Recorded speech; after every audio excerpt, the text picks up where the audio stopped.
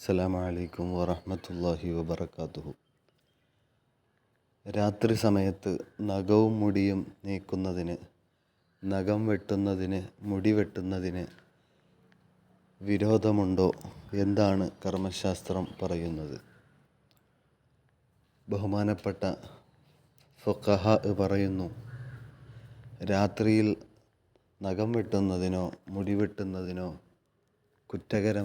കുറ്റമില്ല. എങ്കിലും പകലിലാണ് അത് ചെയ്യൽ നല്ലത്. ഏറ്റവും ഉത്തമമായത്, സുന്നത്തായത് വ്യാഴാഴ്ച ഉച്ചയ്ക്ക് ശേഷമോ അല്ലെങ്കിൽ വെള്ളിയാഴ്ച ജുമയ്ക്ക് മുമ്പോ നഖം, മുടി എന്നിവ വൃത്തിയാക്കുന്നതാണ് സുന്നത്തായിട്ടുള്ള സമയം. രാത്രിയിൽ ചെയ്യുന്നതുകൊണ്ട് വിരോധമില്ല, കുറ്റകരമല്ല. പകലിൽ ചെയ്യലാണ് നല്ലത്.